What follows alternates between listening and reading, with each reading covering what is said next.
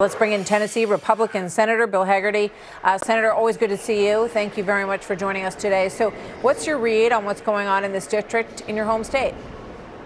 Well, I want to thank you first for having me on, Martha. I'm very optimistic about what's happening. I think Matt Van Epps is going to make a great member of Congress, and I feel fully confident that'll be the result. I think the real question is we're dealing with a special election, which is a historically low turnout election. This will be the only election on the ballot right after Thanksgiving. So it's going to be incumbent on us to make certain that every Republican goes to the polls and votes. Don't take this for granted. You saw the margins that President Trump consistently wins by, and President Trump remains every bit as popular in this district of Tennessee and across the state as he always has been. President Trump has endorsed Matt. I was just with Matt yesterday. In fact, I just spoke with him about an hour ago. He's feeling good on the ground. I think it really gets down to turning people out. This is, again, a low turnout election, a special election. I'd say it's very risky to try to project off of this what the results would be in next year's midterms. I think what we need to do is make certain we get the capable and competent people into office that we possibly can. Matt is going to be just that person, like me, Martha. Matt had never run for public office before, just like I was, the same case running for Senate 5 years ago.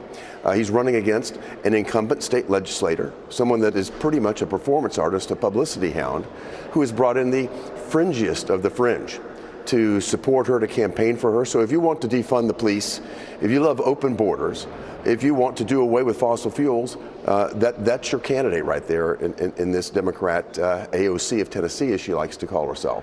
But I think what you're going to see is a solid performance by Matt. Again, the low turnout special elections would be pretty risky to try to prognosticate from that what the ultimate outcome will be next year.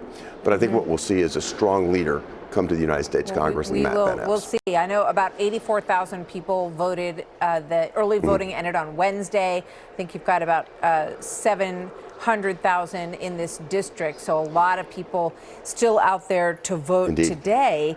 I guess one of the things that will be the storyline, if this is closer than everyone expects, Mark Green won by double digits, President Trump won by double digits. If this thing looks closer, then the question is going to be why? What is the message that voters in this district are sending?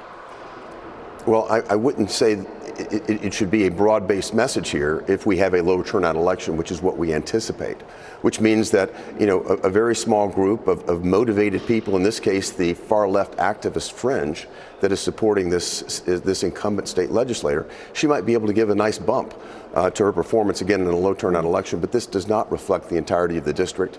Again, whatever happens here today, I think we should move forward in terms of saying we got a great member of Congress, a great addition to the body here, and I'm certain the narrative has already been constructed in the media and by the Democrats that anything short of a 22-point win here is something to be concerned about. A win is a win in my book. We're going to have a great member of Congress here. Look forward to serving with a lot of folks online in Franklin, Tennessee. We've got a live shot of voting there, and we will see how this goes. She has made affordability her message, and she tried to tamp down people asking her about defund the police and hating Nashville, issues that she brought up in prior years. So we'll see where this goes. We'll see how turnout is and what the margins are. Senator Hagerty, always good to see you, sir. Thank you, Martha. Thank you very much.